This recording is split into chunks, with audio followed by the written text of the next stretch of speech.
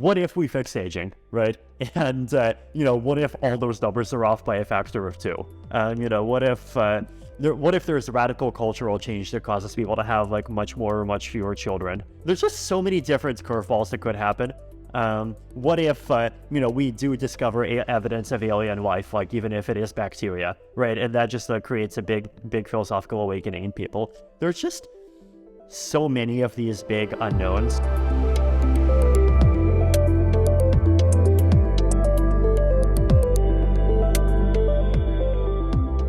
Hey, great to have you, Vitalik, for this conversation about the intersection of science and crypto called Decentralized Science, hosted at DeSci London at the Francis Crick Institute. Yeah, maybe we get directly into it. So on decentralized science, I would be curious how you define decentralized science and which aspects of it are you most excited about?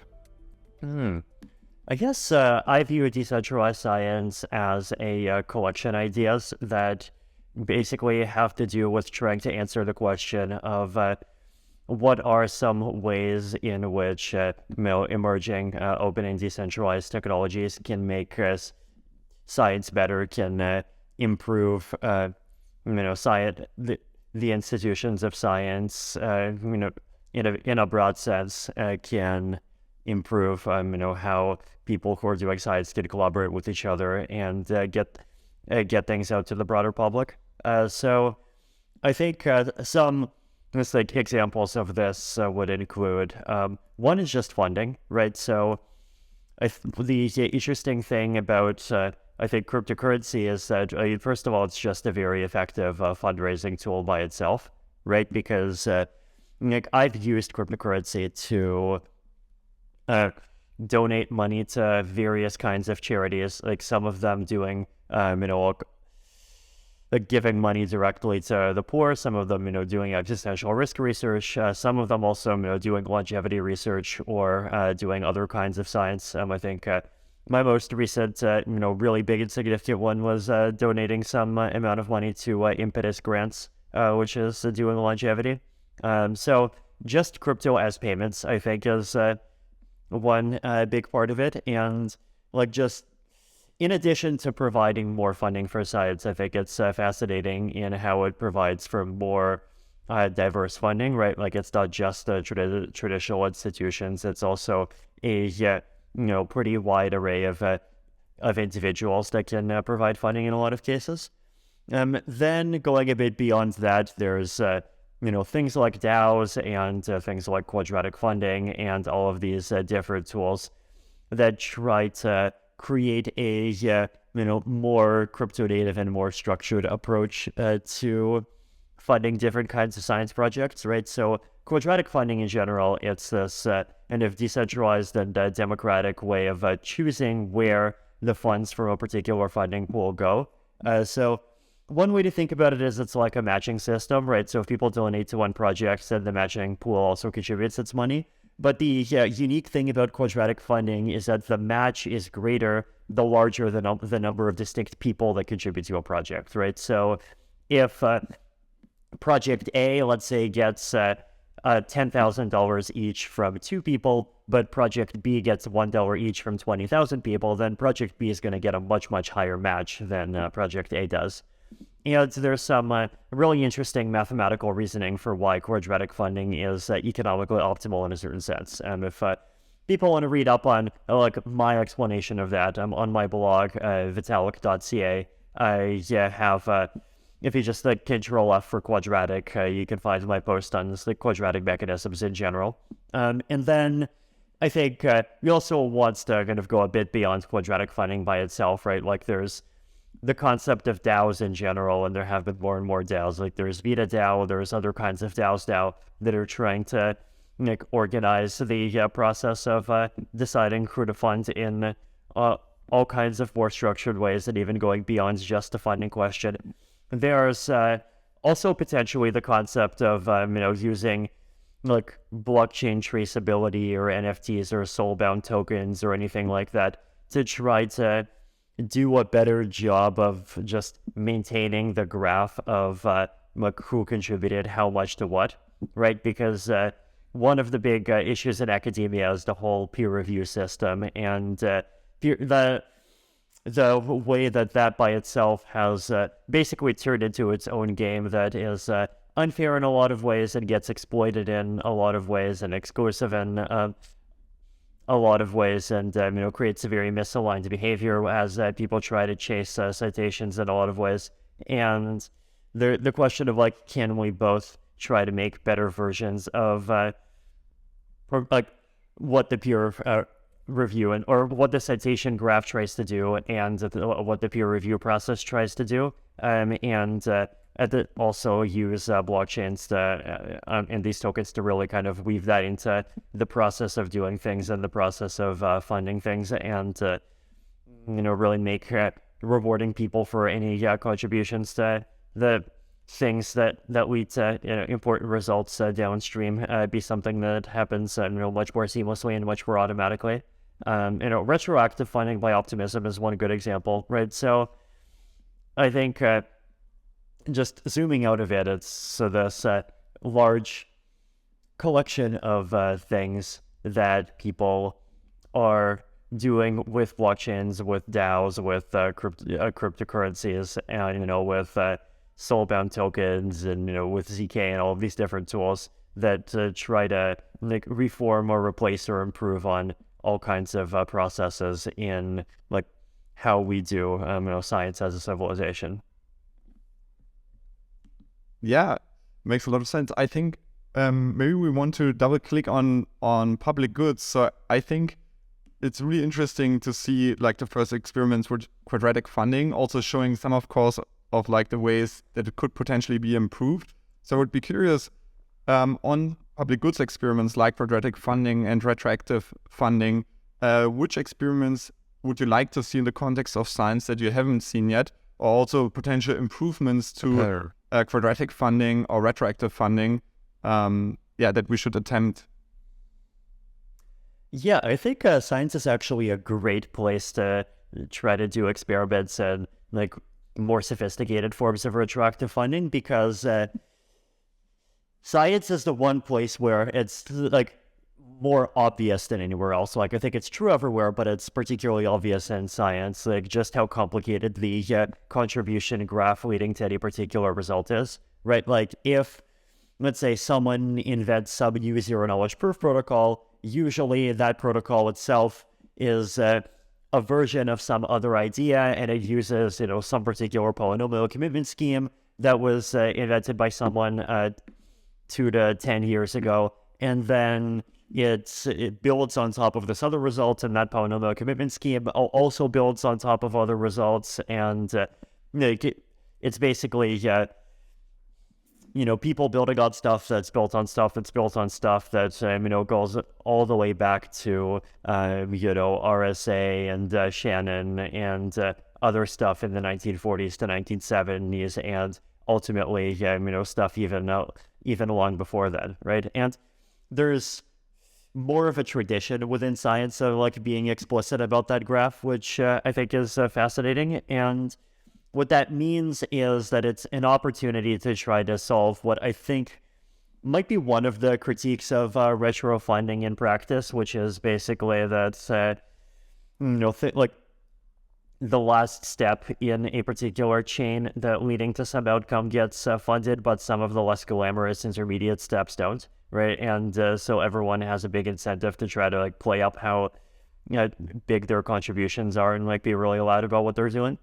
And that's like trying to reward not just people directly responsible, but also, people who are responsible for kind of the parent and the grandparent of a particular result, and do that in a way that's incentive compatible. It's, I think, a really fascinating thing to think more about. And I think in the, it's a good idea in every space, but in the decentralized science space in particular, it would be interesting to really try to start. Which ideas from Decentralized Society, also called DeSoc, that you coined with Glenn Whale and Pooja, and broadly in social technologies, are you most excited about in the context of science? I think there is definitely a big overlap, right? Because DeSci is in a lot of ways all about like exploring the non-financial ways to try to encode different kinds of relationships. So, we have things like popes that encode, whether or not someone intended a particular event. We have, things like proof of humanity. We, have a bunch of various attestation protocols that people are working on. And I think all of those have a big place in DeSci, right?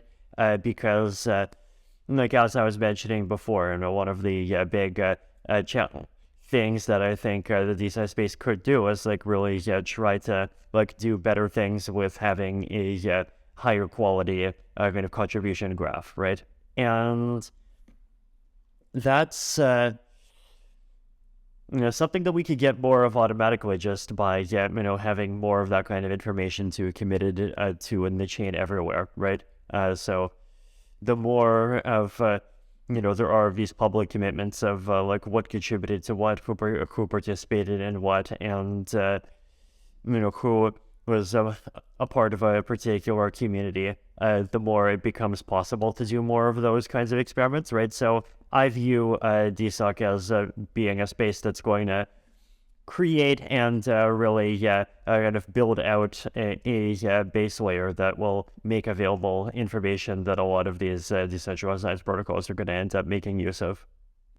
On Decentralized Society, I wonder, do you see the first use case being mainly around identity and cell-bound tokens, and then enabling a bunch of other use cases? What could some MVPs of this look like if a builder is listening who wants to build something at the intersection of DeSoc and DeSci? For example, there's Gitcoin Passport, which I think is interesting, but there might be other identity solutions or other DeSoc ideas that one could build.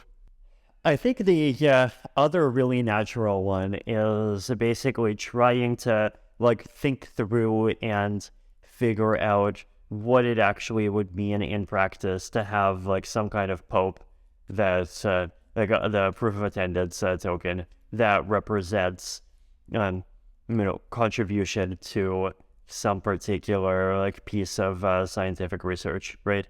Now, which it could mean that you get one by being an author of some paper or some post. It could mean being an just being involved in a particular community or at a particular event that's doing research in a particular area. I don't know yet, right? But that's one of the challenges that's worth figuring out. Yeah, you mentioned earlier some of the amazing initiatives that you supported. Maybe could you paint a picture of kind of the areas of science that you're most excited about and why you're excited about them? Sure. So one that I've obviously been excited about for a long time is longevity research, right? I read Aubrey's book, Ending Aging, when I was a teenager, and I was immediately convinced and definitely really inspired by the vision. And since then, that's always something a space that I've dreamed that I could somehow be helpful to. And so I started donating to longevity pretty much as soon as I started having significant amounts of money. I tried to continue being more supportive of different groups in the space in various ways. In addition to longevity, one of the others that I've started going into recently is COVID research, right? This was actually one that kind of happened accidentally in that, I got these dog coins back in 2021, and I needed to send the dog coins somewhere, and right at that exact same time, India was getting hit really hard by the COVID situation, right? This was late April, early May 2021. And there was this group called Crypto COVID Relief India that was just starting to help India try to make its way through the crisis. And I sent some dog coins to Crypto Relief. These are the Shiba Inu tokens that I got that had just somehow ballooned to a really huge market cap. And at the time, I thought that it was not going to be a huge amount of money, and so I didn't really think much of it. But they ended up being able to get far more money out of it than I had imagined it would be possible, right? I imagined they'd be able to get maybe $10 or $20 million, and then Shiba would crash to zero. but they ended up cashing out like a bit over 400 million USDC. Then they started funding a lot of projects in India, and then I also started working on this effort called Balvi with some other people who were into infectious disease science and really understood the COVID situation that I knew. That would also simultaneously use some of that money for some more kind of potentially speculative and high risk, but also potentially really valuable projects, right? So this is basically like full spectrum COVID support. So it included projects that were working on masks, projects that were working on vaccines, UV irradiation, air filtering, wastewater surveillance, just like the entire spectrum of figuring out ways to detect COVID. Testing is the other one, both better like antigen tests and like lab tests and PCRs and everything in between. And then, finally try to deal with COVID and treat it and make it less of a problem in the event that someone does get it. And what was interesting was that, Balvi did end up funding a lot of different work. It even ended up funding a lot of open source work, right? So one of the things was RadVac, which was an open source project that was working on vaccines for COVID. And they were one of the early ones that started working on nasal vaccines, right? Because they, there's this fact about COVID that the place where it's like easiest and most practical to stop it actually is like basically in the upper respiratory system. If like you don't get that, then like basically you're not actually going to create a vaccine that completely stops COVID, because like you could easily get it and pass it on to someone, even if the rest of your body outside the respiratory system is immune, right? So if you want to make what's called a sterilizing vaccine, then like you have to get pretty close to the source. And also like nasal vaccines, they don't require an injection, potentially easier to administer, potentially like you could just give them out to people, less scary and all that. And they were one of the earliest projects that were doing that. There were a bunch of other projects as well, other vaccine projects, other projects in a whole bunch of other areas. So what was fascinating there, I think, was that just cryptocurrency ended up being an extremely convenient funding method, especially for all of these different international things, right? It's just so much easier than sending a bank wire, even with the, controls that we had. Like we had a multi-sig wallet and multiple people had to sign off to prevent the money from getting stolen, right? Like, which definitely adds like a bit of bureaucracy and checking, but like even with that, it's just so much easier than sending bank wires for everything and dealing with all kinds of banking systems, and it arrives instantly.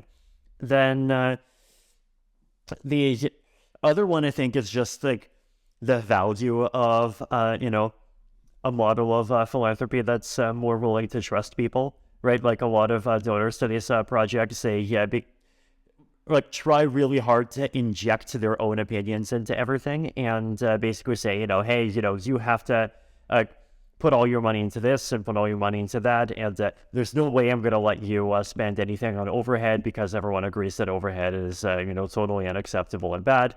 And, these things end up actually like hamstringing a lot of people, right? And with Balvi, we were trying to be lean, trying to intentionally not do that, and I think that led to a lot of good outcomes, right? And then I think it also counts as a science, even though it's not biology, but the whole zero knowledge space, right? I feel like I've been trying to support the zero knowledge space in multiple ways. One of them is obviously, Ethereum Foundation funding a lot of zero knowledge research. I did actually contributed a bit myself to a couple of zero knowledge projects. A tiny feature credited to myself ended up like making its way into one of the original Plunk protocols, which I thought was kind of fun. But the other really big thing was just making these explainers, right? These blog posts that tried to make the math behind zero knowledge protocols and a whole bunch of other cryptography really accessible to people. And there, what I basically felt like I was doing was trying to fill what I thought was like this missing middle niche, where on the one hand, you have academic papers, which are just like horrible and unreadable. And like part of the reason why they're horrible and unreadable is not because, academics are like bad people who are elitist. There definitely is some elitism. It's just because, the incentive structure encourages writing to a particular audience, and I think changing the incentive structure is part of what a DeSci is supposed to be about, right? So, either you have PDFs that are basically unreadable unless you're almost part of the same lab, and then on the other hand, you have pop sci writing, which is extremely accessible, but it just like doesn't explain, pretty much anything, right? It's like, trying to explain physics to people, and then, so there's this thing called a light cone, and you can imagine a light cone by imagining something like one of the pyramids of Egypt, except it's circular. And, it gives an image in people's head, but it doesn't actually help people, understand the science in the sense of, being able to, getting insights about how the world works that would, help them actually understand or predict anything.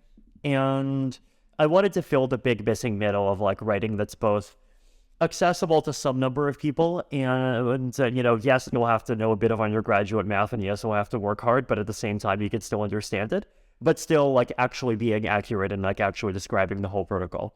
And I think part of my vision there was definitely just inspired by my own experience as a self-taught person in a lot of areas, and just being frustrated by all the unreadable PDF papers and the extremely superficial pop sci material, and trying to create something better for people who are kind of not taking the conventional university path, and that's good.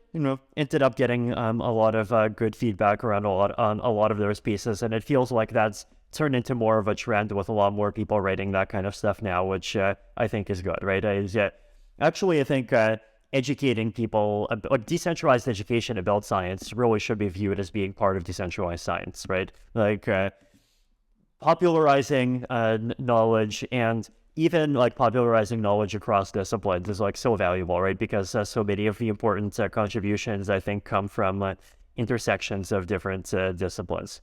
So those are, some of the things that I've done, and I, definitely look forward to doing more things in the future.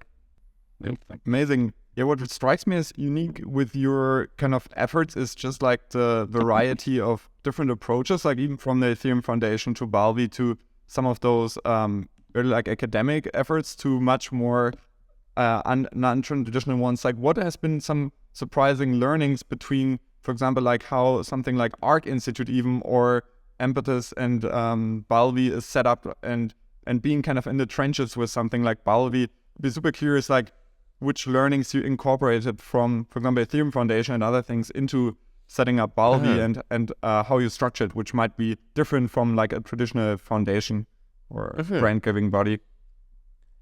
Yeah, I think being lean is one of the learnings, right? So basically, another one is setting up an organization that is explicitly not trying to have an infinite lifespan. And I think to some extent those two are connected, right? In the sense that there was this, I think it was Venkatesh Rao, who was one of the newfangled internet philosophers who has a lot of interesting ideas, but one of them is, I think he called it Neotonism. It's like the opposite of the Lindy effect, where the Lindy effect is saying, I trust things more if they're old because they've stood the test of time. He's saying, I trust things more if they're new because they haven't been corrupted by the inevitable pressures of social entropy yet, right? And part of the reason why structures gain entropy over time is because they go through disasters, and those disasters lead to calls for defending against things and creating layers of accountability, and defending against more problems. And over time, that just leads to structures that have good defenses against leading to problems, but also, unfortunately, good defenses against being able to move quickly and do new things as well. And the the thing that the Ethereum Foundation and Balvi have in common is that they're explicitly not entities that are meant to survive forever. And I think with the Ethereum Foundation, it's like more open-ended, right? But there's definitely a big strand to the original vision that says that, like, well, maybe the thing's going to disappear eventually, or maybe the thing's going to turn into a DAO eventually. And Balvi is explicitly intended to start with a pool of money, spend it, and then say that we're done, right? So, like, explicitly say that the goal is to disappear so as to not have the pressures that lead to creating some of these permanent bureaucracies and avoid the pressures of kind of more and more people trying to exploit it over time. So that kind of approach, I think, has been fascinating to see. Another one is just appealing internationally, right? So one of the big differences between crypto and a lot of other frontier tech industries is that, like, if you look at AI, for example, AI is completely based in the Bay Area. Like, OpenAI, Bay Area, Stable Diffusion, Bay Area, DeepMind, and like the entire kind of Google Alphabet bubble, largely Bay Area, right? Meta, it's in there. It's like huge Bay Area dominance. Crypto is not like that at all, right? Like the Ethereum Foundation is legally based in Switzerland with a major satellite in Singapore. It has a large number of developers in Berlin. It has, people in, the US, and even within the US, actually, Ethereum's primary American hub is Denver, which is, it's like, neither SF in New York nor one of the kind of mainstream contrarian hubs like Austin or Miami. It's like, hey, Denver, and it's like, right in the middle, and it's there and it's cool. The Zcash is also there, by the way. Well, technically, the Ethereum Foundation is more in Boulder and Zcash is more in Denver, but like, to me as an airplane person, if it shares an airport, it's part of the same city. But Canada, we have developers in Taiwan, we have developers in all kinds of European countries. Justin has been creating more and more of like a research bubble in the UK and places like Cambridge. Strong community in Taiwan all the way through. More and more of a Chinese community growing, right? And more of a Latin American community growing. And a lot of Ethereum people in places like Argentina. So crypto has been, I think, just practically very more successful than most tech industries at international diversity in that way. And I think like Balvi in particular also had that always as part of its vision, right? I mean, both Balvi had Crypto Relief, right? And that Crypto Relief was about supporting, India. And this was happening at a time when I remember one of my kind of bigger disappointments, right? Like the whole India crypto situation was just bubbling up on Twitter. And I remember, like, even in the US, like almost nobody was talking about it except for basically a couple of Silicon Valley people, right? And this was actually one of the things that I still respect Silicon Valley for. Like I thought the Silicon Valley elites were like more on the ball and like recognizing that there was a problem happening in India and trying to think through like what they could do to help than like pretty much anyone inside the Biden administration. And it was only when the Twitter noise became really just like unbearably loud that they came out and made one kind of a statement, right? So that was I thought a kind of testament to like more non-political organizations' greater ability to care about things that go beyond the kinds of countries that you and me and probably even most people listening to this are going to be based in. But then Balvi itself, went all the way beyond India and supported, stuff in Thailand, stuff in the US, stuff in the UK, a lot of stuff in Latin America, stuff in China, stuff in all kinds of countries. And I thought that was, it was good that we did that. And it was only possible, I think, because of the international networks that we leveraged and international networks that were actually only available to me because I had made that decision, 9.5 years ago to start roaming around and be a crypto nomad instead of being based somewhere. So yeah, being international, I think, is really key.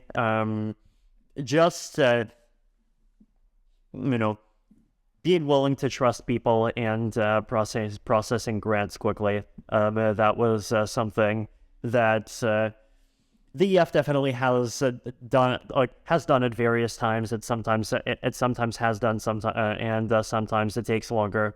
I think, obviously not always the right approach for the long term, especially because if you do it too much, then eventually the grifters kind of catch up, and that's probably one of the main reasons to eventually become more careful. But like, when your goal is scaling up quickly and when your goal is helping a lot of people quickly, and especially when you start off being kind of not an established donor in a space, it can be a good approach. So yeah, those are some examples, and I'm hoping that those aren't just the models that we're going to be stuck with. I hope that like things like DeSci and reputation systems and popes and all of these things are going to do an even better job at helping to solve the problem of for example, like who is trustworthy and what kind of people are worthy of more of a fast-tracked process, right? And trying to really get closer to the Pareto frontier between accountability where it's necessary and giving people the freedom to do their job in places where that's obviously the right approach. Yeah, totally agreed. Like, it's kind of crazy that how much of the science and everything else is centering around, for example, SF or Boston, and like how many cities and places it's kind of leaving out, kind of shifting gears towards scientific progress. I would be curious on your takes on what is broadly holding back progress, maybe in a scientific and technological sense globally, but also kind of related to that, which scientific breakthroughs you're most excited about to see in your lifetime. And hopefully your lifetime is fairly long, but that might be one, of course, breakthrough that might extend the amount of breakthroughs you see in your lifetime. But would be super curious, especially also under this lens of Tyler Cohen and Peter Thiel and others and Patrick Collison saying we're in a stagnation and that we need to get back onto the track of growth and scientific progress. Be curious on your take. Yeah, I think there is a bunch of factors. Probably the biggest is always just the fact that public goods are chronically underfunded because it's hard to create a business model for them, right? If you're just a small actor and at a global scale everyone is a small actor, then you only get at most a few percent of the benefit, maybe even a fraction or percentage point of the benefit of anything that you fund, right? And that is just always the biggest problem. And that's a problem that humanity has been stuck with, and it's a problem that is going to be hard to get past. But if we can get from funding things that have a 10,000 to 1 benefit cost ratio, and then all the way down to funding everything that has more than, let's say, 100 to 1 benefit to cost ratio, that's already a huge amount of progress.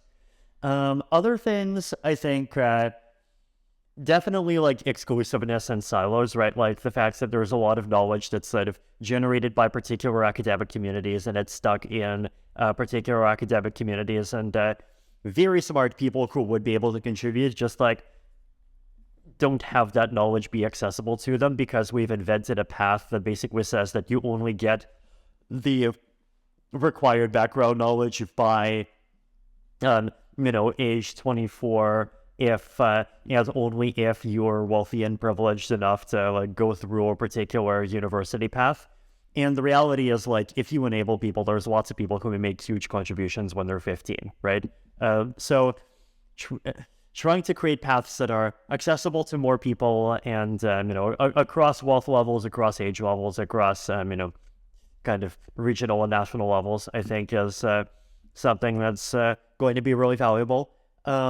Ideology is also, I think, another one, right? There's the whole line, and I think Tyler Cohen is one of the people who has kind of, reblogged things about this, that basically sometime after, World War II, and then kind of going further over time, a lot of people became much more conservative in certain ways about the physical world, and there was this mentality that, actually kind of keeping the world pristine is good, and large-scale intentional human change is by default a bad thing. and the physical world is something that we should not touch, and that look, we see that in a lot of different contexts. So like that probably massively reduced the amount of research into nuclear power, for example. It's is similar things are definitely reducing the level of interest into longevity research.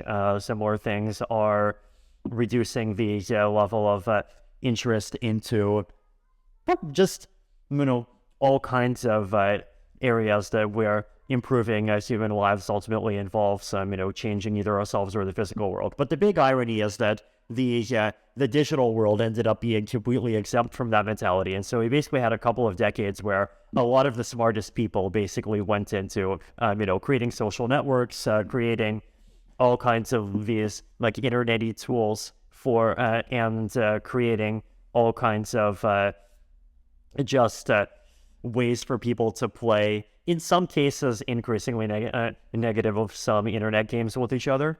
And lately we've been seeing a backlash against that, which is interesting, right? Like we've been seeing a lot more interest in solar power, a lot more interest in nuclear power, a lot more interest in nuclear fusion, a lot more of just kind of like human positivity, and even positivity about large-scale human intentional action. Right, this is one of the ideas that I feel like Palladium does a good job of promoting, for example.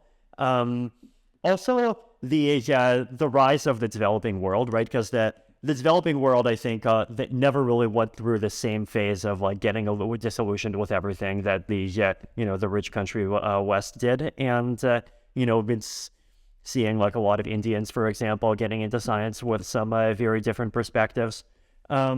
So, and also like the crypto space by itself, right? Like one way that I think you can critique the crypto space, and you can say, look, oh, actually it's just part of the exact same phenomenon of people in the 2000s and in the 2010s, like just forgetting about the physical world and thinking that they can do everything they want by just creating new tools for people to interact with each other digitally. And I think one of the interesting things about network states, for example, is that like that is an instance of people with a in a lot of cases definitely kind of like crypto ideological lineage, but like rediscovering the fact that the physical world is important. And aside from network states, I mean, probably another example is like the radical exchange movement, which has definitely a different ideological bent, but I think it's also about physical spaces to some extent in the same way. And there's a lot of crypto adoption crypto-inspired people going in that direction too, right? So I think, just having an ideology that's, positive about the collective human ability to improve our understanding about the world, and even have an impact on the world and on physical space, and an understanding of what it means to do the right thing and not do the wrong thing in those areas, without just like falling back on saying like let's not go here entirely, is one of the things that I think is like changing and slowly coming back, and I think is going to also bring more people into science in the future. I'd be curious on kind of like this century broadly, like people like Holden Karnofsky called it potentially the most important century for many reasons, including of course like the existential risks and AI progress and broader technological and scientific progress. What's your view on kind of like how you could imagine this century to play out, especially in regards to, for example, AI progress, the singularity, or specific existential risks from AI to others? What are kind of like top of mind for you for this century? It's a good question. It's kind of like a vision or forecast. Yeah, the interesting thing is that there's a lot of curveballs this century, right? So like, I mean, 2020 to 2022 have been this like crazy long 3-year period of curveballs. I mean, a lot of negative curveballs, and some curveballs that are either positive or negative depending on your views on AI risk. But definitely lots of curveballs either way. And over the next century, there's just all these different potential curveballs where we just don't know yet, right? So one of them is what the AI future is going to look like. Like basically, are we in more of an Elisa Yudkowsky kind of FOOM world where it's just inevitable that some AI project, once it gets powerful enough, is just going to self-improve until it can basically control the world, and it's up to us to make sure that it controls the world in a way that's agreeable to us, despite us being very, very far away from being good at at being able to put concrete goals of any kind into AIs at this point? Or are we in more of a Robin Hanson world where there's no single AI that's particularly far ahead of all the other AIs, and so we're going to see a politically multipolar world going into the foreseeable future, and then there isn't really an existential risk, but there is just this ongoing battle of offense versus defense technology, and our job is to try to make sure that offense doesn't overtake defense by too much. Or also, are we in a world where the current LLM approach is basically that plus scale literally is all we need? Or are we in a world where we're already starting GPT-4 is going to be close to the last major piece of progress that we get from LLMs, and otherwise LLMs are exhausted and we need some really significant more innovations. Another curveball is geopolitics, right? So obviously last year has seen a really unfortunate negative curveball in relations between Europe and Russia, and the next 2 decades, or we could easily see a very negative curveball in relations between the U.S. and China. We could see a very negative curveball in relations between India and China, or nuclear proliferation, right? That's another one. This is something no one's expecting, but what if just any one of these countries that has a big grudge against the United States just decides to go and sell nukes with full plans for how to build more of them for $10 million a pop to a bunch of randos, and we're up to having 30 nuclear states within 2 decades, and some of them start declaring a nuclear war against each other. Bio is another curveball, right? So we have one big COVID, which I guess right now the smart people are still confused and it's still 50-50 about whether it was a wet market or a lab leak. And but lab leaks do happen all the time, and it's we could see more of them as we see more labs, and we could see more intentional ones at some point, right?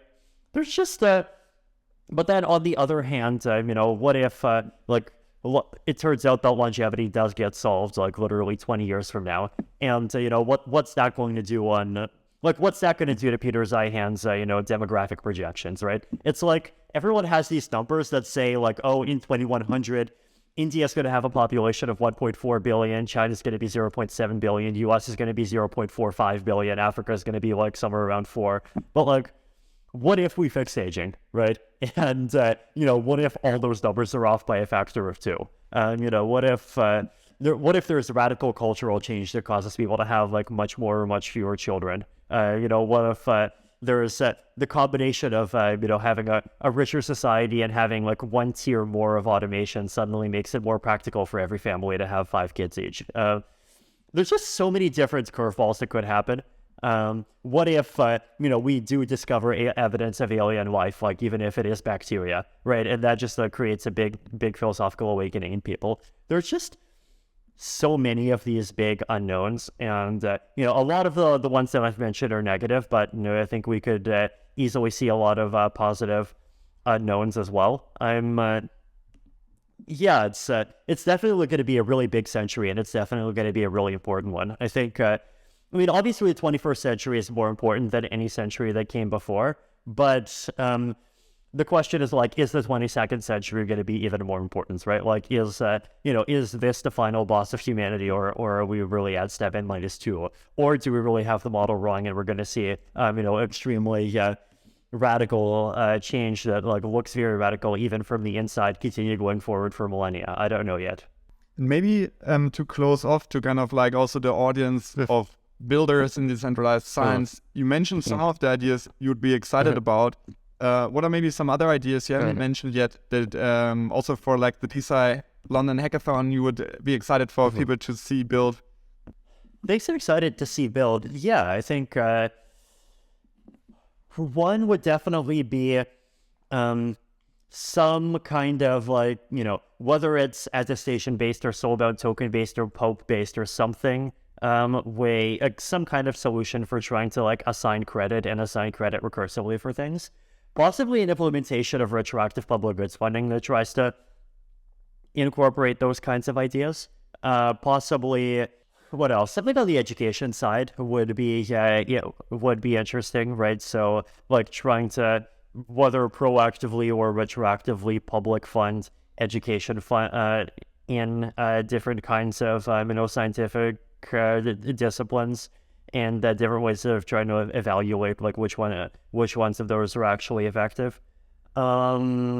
Prediction markets, actually, this is one we didn't talk about at all, right? But this is, I know Robin Hanson is like really into this, and this is like one of his big primary ideas. But it's like there's just such a natural tie-in, I think, between decentralized science and prediction markets, right? And basically using them as a way of like trying to predict what paths in scientific research are more likely to be valuable. And retroactive public goods funding, to some extent, like saying that kind of implies prediction markets, right? Because the whole idea is that you're going to have investors that try to like participate in these retroactive rewards, and that's how the stuff gets funded. But like prediction markets more generally and their applications to science is another interesting area. And with layer 2s and polymarket, I think prediction markets are getting more and more viable and more adoption. So expanding them would definitely be really interesting. So yeah, those are a few examples, but otherwise I'm sure people can come up with a lot of their own too.